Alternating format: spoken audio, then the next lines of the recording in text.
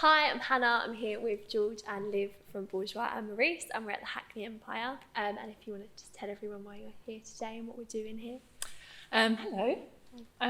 We are here because we're this evening doing a live stream show from the beautiful and glorious Hackney Empire with no audience because we're not allowed audiences at the moment. Yeah. But we haven't let that stop us get on stage. No. It actually kind of makes it less work, really, in a way. In some ways, yeah. Less effort. Amazing. And what's the show about?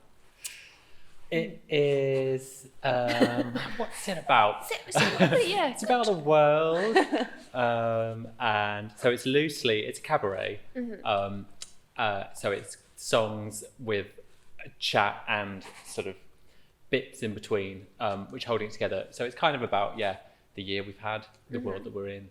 And it's also a little bit about ghosts. A little bit about, well, it's not really about ghosts, but it's got some haunting. Ghosty theme. Ghosty theme. Yeah, amazing. So for anyone watching that maybe isn't familiar with your work, how did you get started and what's your main concept of what you do?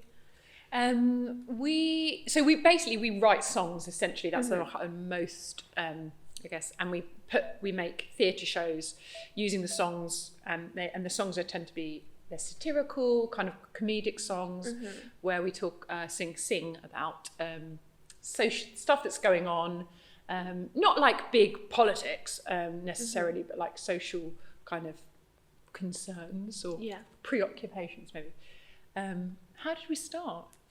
We started by doing an open mic night at Madame Jojo's in Soho, which doesn't exist anymore, but it was like a cabaret club where they just would let you kind of go and try out stuff. So we both did theatre degrees and sort of came out with kind of maybe aspirations for sort of a more conventional theatre career. Yeah. I'd never personally kind of explored cabaret.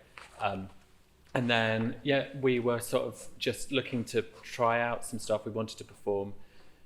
We knew someone that was running a night there, so we just said, can we go and try a couple of songs, which we had never written songs before, so we just thought we'd give it a go.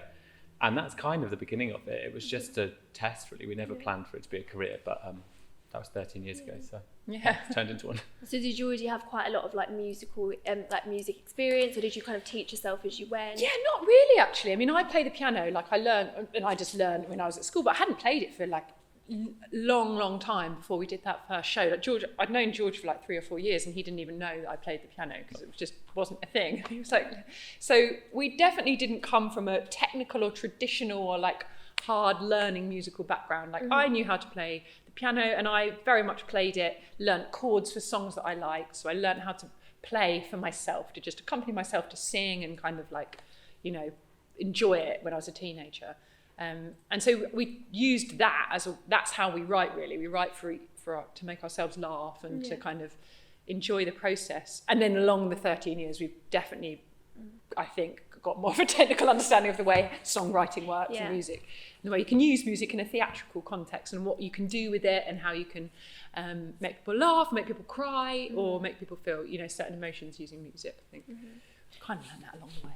Do you feel what do you feel pulled you more towards cabaret rather than the traditional theatre? What was it that kind of clicked and you're this is the thing? I think it was the immediacy of cabaret and the fact that you're speaking straight to an audience, and there's something really quite anarchic about it, and it felt like you could just break rules in a way that theatre, you can of course, but I think the process takes longer.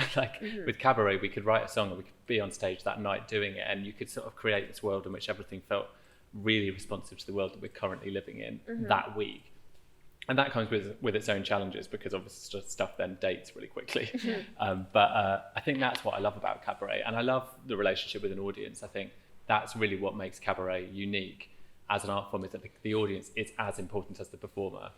Without the audience, tonight we've made the audience online feel really present in the show, because that is kind of part of the dynamic. Yeah, and I think with cabaret, definitely early on, it was kind of more accessible. There was less gatekeepers to it. It's you don't have to, as a writer, got into with the literary department of a theatre, or you don't have to get on a label or something for music. You can basically, if there's if there's a stage and you can just get on and do get up and do what you want, really. And there's still a lot of that in London. I mean, obviously not at the moment.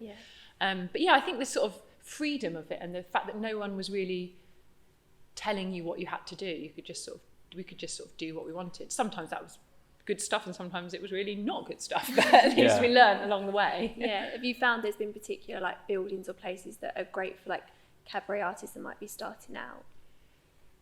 Well, Soho Theatre is an amazing space for cabaret, and it's been really supportive of us through our whole career. And they have a cabaret course which is really aimed at people kind of who want to explore it as a career. So that, I would say, that didn't exist when we started out, but we have subsequently like kind of taught on it and been part of it. So that's a really good space for it. But also there's so many, like the Glory in London is an amazing queer bar that has loads of opportunities for performers. I think that's the thing about cabaret as well, like without the gatekeepers, you've got this world of nightlife and club culture and bars, which don't have those same levels of hierarchies that sometimes theatre venues and more of the establishment venues have. Yeah, and we definitely came from that sort of nightlife scene. We got into doing the cabaret, I think, also as much as from going out clubbing and dressing up and having a big look and enjoying the sort of fabulousness of that like totally fed into the fact that, oh, well, if we're on stage, we're going to look great. You know, that's part of it, that sort of nightlife energy. The Glory is great in East London, the Soho Theatre great. Home in Manchester is a venue that we've worked with quite a lot, and I know they do quite good outreach stuff for, and you know, places that have sort of smaller spaces I think are quite good, but bars are such a good like place to just start without the sort of some of the pressures that coming of being in a building can have sometimes. Like it's hard work obviously, because you like have to get the attention of maybe like a drunker crowd who are maybe like dancing at one point and then turn and watch a turn on stage, and you're like, right, I've got to get their attention. Bethnal Green Working Men's Club has loads of really great performance as well. Do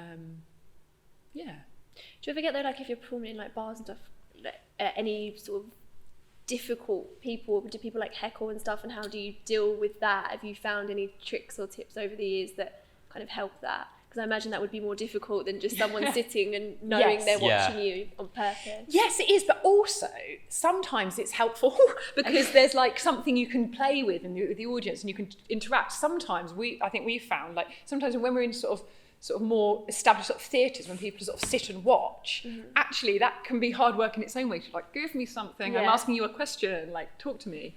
I think so. There's also challenges the other way as well, but like.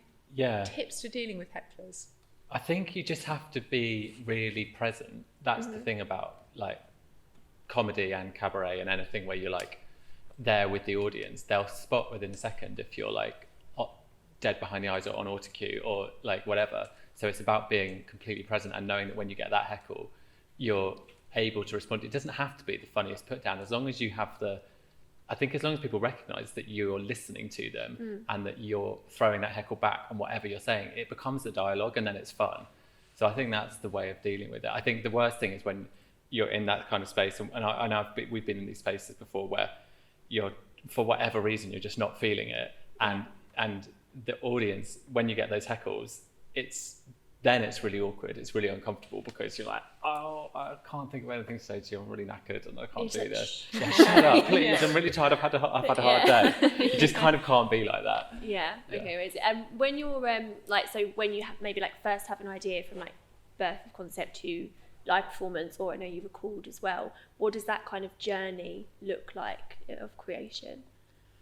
Yeah, it starts with often with us, it starts with either a date booked in to perform or like the prospect of one. Like we kind of like the deadline of having to get on stage is a big motivator for us.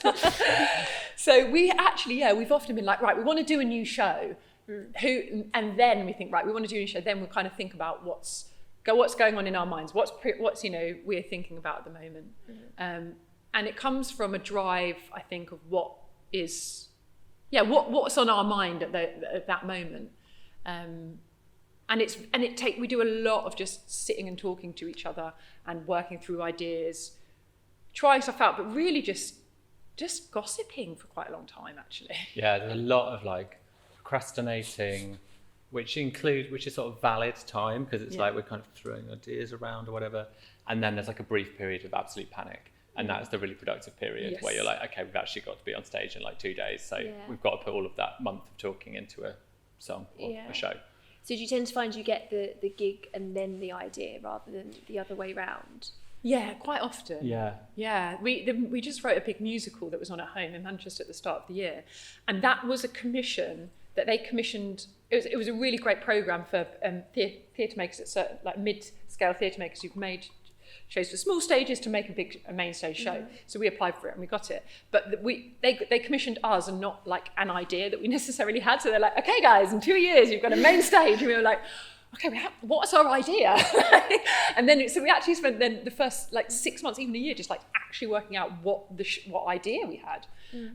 So yeah, it's not necessarily my advice is to like get a gig and then work out what you're doing, but that is probably our process. And when you're like creating the stuff, do you have anyone that you consult with, or do you just find it easier to keep it between yourselves, or what's like is there a benefit of having more people around you, or is it better to just keep it closer knit? I think at the beginning we kept it really closely knit, and I think that was beneficial because we were figuring it out. And I think particularly of us, because we're a double act, there's something about the dynamic of two people that takes a long time to work out on stage, and you kind of can't. I don't think you can get too many people involved in it. But now and with Insane Animals, which is the musical we just wrote, we had a much bigger team with that. So we had a dramaturg and a director, and loads of other people that were involved in it for quite a long time. And that was really helpful, because actually at some point we start to have like a kind of one combined brain, and we need somebody sitting at it to sort of pour it all onto, and then you get more of a back and forth.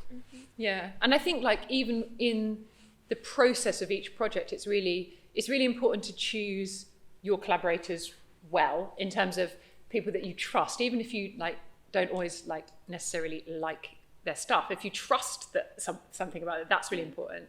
And also when you bring them into the process, like not too early, I would say, like when you're writing or making something, allow yourself time to just sort of flaff around with ideas and come up with stupid things that, you know, a month later you go, oh my God, no way, why did I think that? But once you're ready and you bring someone in, it can be so helpful with collaborators, and also like technical collaborators, like working with like a set designer or a lighting designer or a sound designer suddenly, and on the musical, like a musical director we'd not worked with before.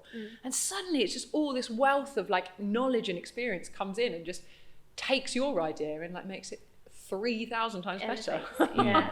When you've got your ideas, do you find it, you know, like obviously I imagine each new idea feels like a bit like a baby. Yeah. How do you get past that stage of going, actually we need to be strict and let go of these ideas and let it evolve?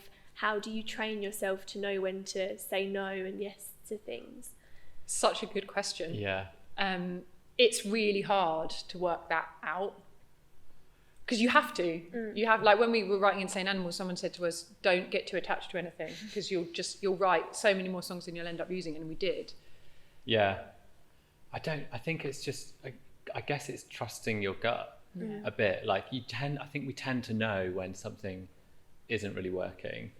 And often we will, and I guess this is again a kind of part of the joy of cabaret and being able to go into bars and clubs and spaces like that, where you can test ideas out a bit more. So often we will use an audience as a bit of a kind of arbiter of how successful an idea is. So even if we're kind of like, I think this song works, we put it in front of an audience, and then you can just tell then where the laughs are coming or whatever, like in a very basic way, like which part of the song is funny, and then maybe rewrite it. But in terms of figuring out what to cut and stuff like that, I don't know. It's just, I think you just sort of we just get a gut feeling. Yeah. And we almost always agree on things that aren't working. Would you ever have situations where you don't agree? How do you get past that? Yeah, we do. Does it definitely get easier as you go along? We just sort of, we trust I think we trust each other. I think so. When one of us is saying it, it's not out of, and it's just out of the idea. Like you have to, like they're saying it, George just doesn't like this bit, not because he wants to like be a better idea than me or anything. Yeah. It's just like he just thinks that's not working. You sort of trust their instinct. Yeah, it's but yeah, how you experience, just the more you do it, the more you begin to know what works. And we often, if we're not sure, we often just have to, you take a step back and we just say, would like if I was watching this or I was listening to this, would I actually like it? Yeah. Like, which is like, and if you wouldn't, if you go, oh, I just, that, then don't do it. Yeah, just... Yeah, we've also, I think recording is really useful as a medium, because when we're writing songs, we'll often just record them onto our phones and then come back 3 days later or whatever, and then you can immediately tell what does and doesn't work, or we can get much better detachment from it. But also we sometimes film the shows, and then, because partly the shows will be scripted and partly it will be improvised on the night, and some of it it's like evolves from improvisation. So then sometimes we film it and then write it down, and then you can look much more objectively and be like, actually that doesn't make any sense. Like we say these things and then that doesn't happen there, and it's like having that detachment.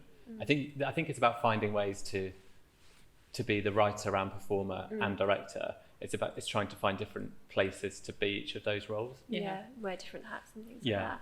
When you're doing your work, and obviously half of it is improvisation, did you ever do any improvisational classes, or how do you kind of strengthen that muscle over time? We didn't really. We always say, I'd really love to do like an improv class, and we've never got around to it. Ours is just through getting up. Like, we gigged a lot when we first started, and we learnt a lot, and I sort of feel apologetic towards the people that saw us early on. That was our improv class. I think that, but I would love to do, I think that's the thing with you can always continue to learn and to continue to train, and there's sometimes this assumption when you get to a certain point in your career that that's it, you don't need to do anything more, but actually so many great courses and so many great artists offering, like, you can learn from other artists that run workshops, and I definitely would want to do more of those. Okay. With obviously cabaret, depending on the act, obviously sometimes it can fall under this umbrella term of like queer work, which is very broad, and some people obviously don't like that terminology. But how do you find, like, when you kind of marketing yourself, when you're starting out marketing yourself, how do you kind of separate yourself? Because I know that sometimes people struggle with that when they're newer acts, of how to separate yourself from everything else that's going on. Yeah, that's a really good question, and I don't know, because I kind of think that maybe it's something to not think about too much when you're starting, because you should just think about your work, and then I think your audience will start to come with you when you know what you're doing and who you are, and then that will start to define how you market yourself. But yeah, it took us a long time before we actually, I think, really described ourselves as a queer act, because I didn't really recognise that in ourselves when we started out. It wasn't until we found ourselves in places with lineups of largely straight comics or whatever that I'd be like, oh yeah, we're not normal, actually. We're not like all these ones. So there's something, because actually when we were on the cabaret scene, that was the normal, queer work was the norm. So we didn't really think at all about how we presented ourselves. We were just enjoying the fact that everybody was kind of, our peers were all of a similar mentality. So I think, it evolves. And then when you go into new spaces and you find yourselves in new worlds, then you start to get more of a sense of what your work actually is. But marketing it's a really weird kind of headspace to be in when you're trying to make work, I think. And you have to be a bit. Yeah. But I'm not sure what the best response to that question is, to be honest. It's complicated. It is complicated. I think the most important thing is, especially when you're starting out, is to just make the work you want to make. Yeah. That feels right to what you want to say. Yeah. And then you can figure out how to describe it. Yeah. After. I guess maybe is there an element of like the audience kind of helps describe it for you? Once you build up a buzz, people get to know that that's what you're doing. And often it's a little bit that thing of, what you're not. So like when you go to venues or whatever, or if press start to talk about you, then that's when you can start to get a sense of like, it's like, oh no, that's not at all. So if they're getting that, we need to change something about what we're sending out as a message or whatever. Do you find when you're marketing, like obviously like you say, it's the more boring part of it, you'd want to be creating all the time, but do you find you have to use like maybe different parts of your brain, and what are the different skill sets that come with learning to market yourself versus creating? Because I think maybe creating comes quite naturally to a creative. How do you build up skills, and what kind of skills you use when you're trying to advertise yourself? Yeah, it's tricky, because in some ways what we try to do is try to see when we're doing marketing and bits is as some kind of extension of our creative practice, so that we try and, when we put stuff out on our sort of socials and that it's sort of done in our tone that we have on stage, in our sort of way we just, describe the world and that kind of thing, to try and kind of maintain that. And in a way that can feel quite creative, that can feel like you're kind of making jokes or like making comments. But then it can be challenging when you then are like in a venue who obviously knows the type of audience that come to this venue, and they have an understanding of the people they're trying to reach in language that might kind of appeal to their audiences. And that is a difficult relationship sometimes to like manage, like the way you want to say, no, don't describe it like that because that's not what the show is. And they're like, but if we want people to buy tickets, we need to describe it like this. And you're like, oh. Yeah. So it's an ongoing negotiation, I think, that is it is hard, but like once you kind of sell, you've got to take on board the advice of a venue, I think, if you're performing there, because they do have an expertise around the people that come into their building. But also, if you know your work and you know what you want to say, then, and a good marketing department in a venue will also listen to that and say, well, these artists know their work and they know what people like when they see their work. So I think as long as you have like an open dialogue, that's the best way. I don't know. It's tricky. And you mentioned a moment ago about being like a cabaret act on a stage full of straight comics.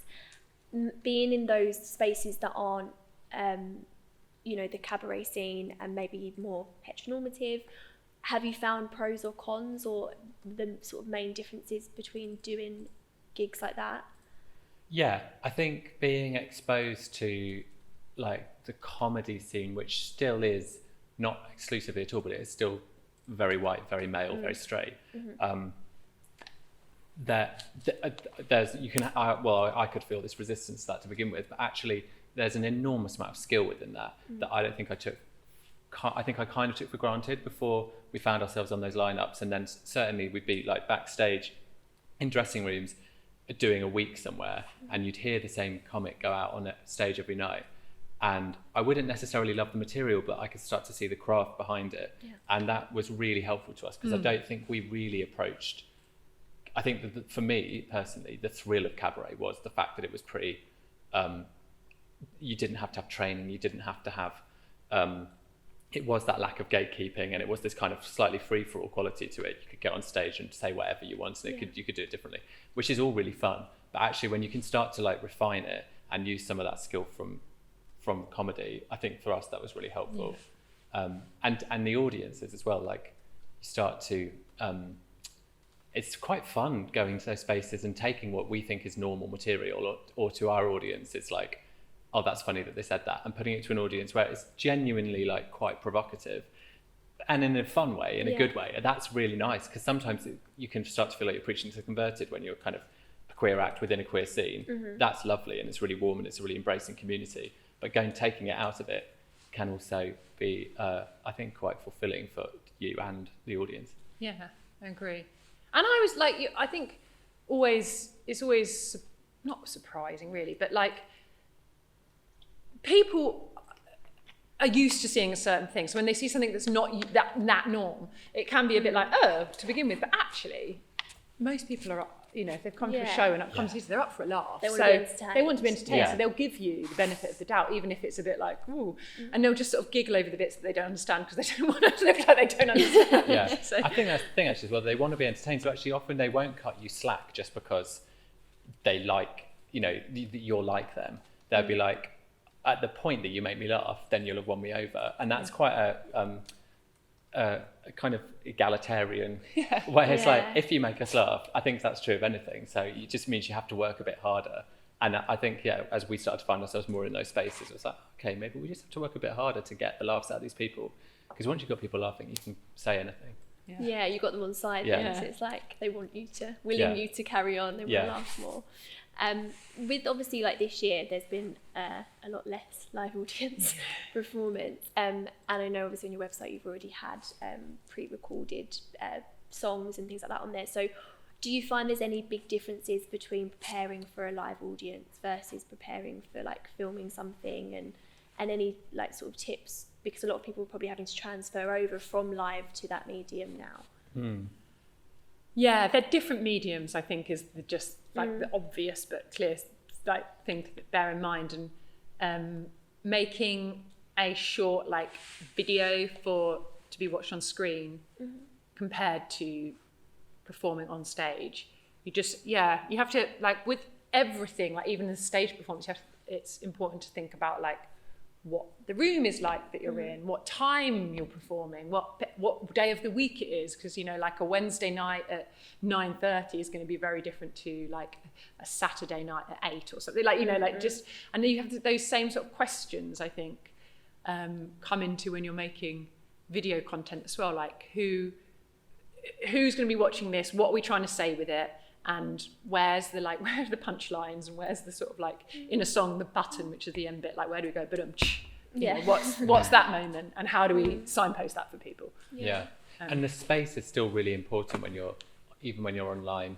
In terms, this is the second live stream that we've done, and the first one was in a much smaller space.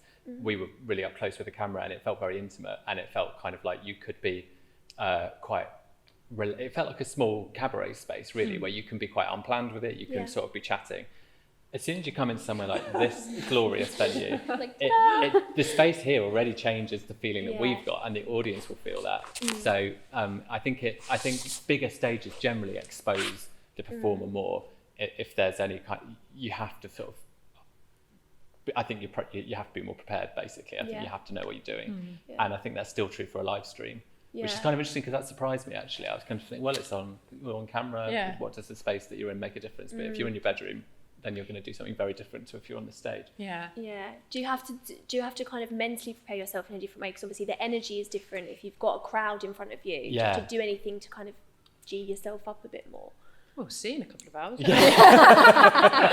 I think we probably will. Like, so you won't have the same sort of just bodies in a room that like give you energy on stage and give you something to pounce off. And it's similar with music, actually, like in terms of like when we record our music, we tend to record it in that medium, so we use other instruments and we double our voices and we do things that we don't do on stage, because on stage it's normally just a piano and us two.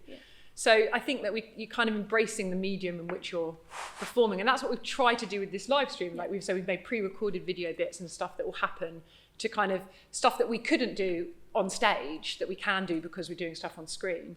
So just kind of find the things that, like, what is it about that medium that you can only do in that way that you couldn't do in another form, and then kind of like play around with that. I think that's what we try to do with them. Whether we're successful, we'll see. But, I'm sure it'll be amazing. And obviously with this year, like, how have you found it as creatives? Just, I know a lot of people have found it hard to like stay motivated, and it's been a really weird time for everyone.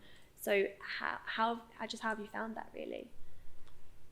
Hard. Hard. It's been a roller coaster.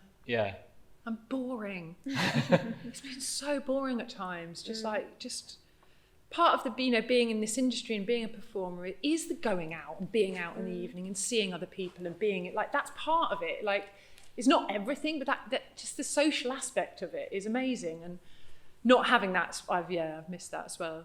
Just like, it's been and I think there's that hyper sensitivity around like what everyone else is doing, that thing that's always come from sort of social media particularly, but now we've all basically lived on social media for a year, so we sort of had that sense of like, we're all in this together, and we're all like, it's good to be able to chat with each other, but also like, oh shit, they're doing that thing there, and they're doing that thing there, and you get that like all that comparison stuff. So I think that's quite hard as well, because it feels maybe more competitive now, I think, because there's so few opportunities, and venues are so resistant because they can't make plans, that it's just, I think everyone I've definitely felt like the kind of floor has just felt really shaky. Is there anything that you found helpful in terms of, like, you know, when you find yourself comparing and getting stuck in those moments, that kind of keeps you a bit more boosted? Not look at my phone. Don't look at your phone. Do some yoga. It's those sort of unplanned interactions that normally help distract you from those kind of things and give you a connection with other people that you can just chat to, that we've all missed, I think. Like, so you don't have the natural distractions that we have had before. So I guess we have to all just be a bit more disciplined in our, like, I can't just look at my phone all evening. You have to take some time away, because it's, I mean, and we all know it. Like, I do it every time I look at my phone and I was doing really well and I'm not. I'm like, and I know that that's not true, because I know I do the same, but I cannot get the process into my head. So you have to, You just get one's like highlight reel on Instagram as well, don't you? And you know that, but it's fighting against that in your head. Do you find it, because obviously if a lot of like your songs are about current events, have you found, because obviously there has that, although we haven't been around everyone, there's been a lot going on, have you found that has aided your work at all, or has it still been just as difficult because you don't have the social interaction alongside it? Yeah, well, we actually haven't written that much this year that's responded to the year. We've written one song which we're going to do tonight, which is kind of a summary of the year, but that we wrote before the year started is the premise. You need to watch that bit. But apart from that, I think, to be honest, I've felt that we've just been too in this year to be able to get the distance to, and because we haven't been able to have all those conversations with friends in bars and stuff, where everyone's kind of filtering through thoughts and ideas, and you're kind of, that's often how we'll start to formulate a show, is conversation. I just haven't really felt able to kind of digest what's gone on in the year into a song. Yeah, definitely. Like, it's still all just like, whoa, in the head at the moment. I need to get it all the way down through my body into my feet and hands, and then be like, okay, now what do I think about all this? What do we want to say? Like, it's definitely sort of, we're still in it. And we've written one song, but maybe like 5 years we'll have some, I know what I think about 2020. We've actually been working on some other stuff which has been really nice, because we've been writing songs which exist exclusively in another narrative, for characters who have nothing to do with COVID. They're just characters in a show which might be on in a few years' time, and that's been really nice, because it's like, okay, what do people who fall in love, what do they sing to each other, or like, do you know what I mean? Like, it just feels, it's really nice actually. It's been quite nice to think in a really different way. Like, we're not writing for ourselves, so we're able to just think to write away from current affairs, which is quite nice. When you are writing about current affairs, is it, obviously you'd have like an emotional response as people to current affairs. I imagine like that can fuel the creativity, but do you ever find it hard to maybe separate your own emotional opinion of something to actually I'm not asking this very well, like, if you to try and separate yourself emotionally, because sometimes maybe a different perspective on it might make a better song. How does that work? That's where I think that's a really good question as well, and I think it's where humour comes in, because I think a lot of driving factor come for us, like, is it funny? Is it making us laugh? And actually, humour is obviously full of emotion, but if things become a bit too like about something, then it can often stop being funny, and you can find a way to sort of make the same point. Yeah.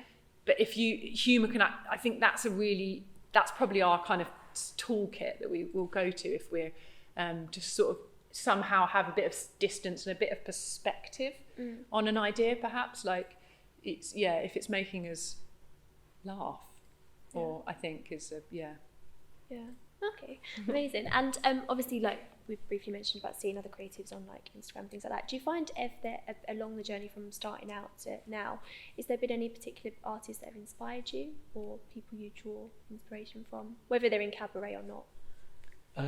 There's loads.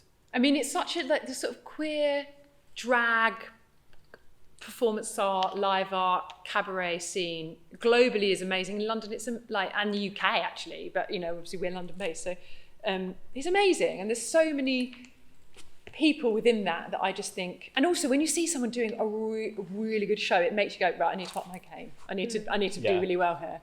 I think like starting out, like Kiki and Herb are this American act that don't perform under that guise anymore, but they were a double act piano, and they were amazing and they were massive. They've definitely been, Justin and Kenny, who in Kiki and Herb we kind of still know, so they were quite an early influence, I suppose. Yeah, Scotty is a performer who makes work which is often very socially engaged, and we've known him for really since we started, and he I think he's very inspiring, because he's very kind of if a door went open for him, he just smashes it down. And Yeah. I think Love there's something, that. it's great. I love Yeah. that. Loads of people. And then in terms of sort of music, within music, like musical influences are just constantly coming. You're just like, oh my God, I just heard this song the other day, and then become obsessed with that person. And then how could that influence our work? And comedy. I love Sarah Silverman. I think like I love her ability to be really dark and really funny and really political at the same time. There's a lot of dark comedy, like Julia Davis as well. Very into.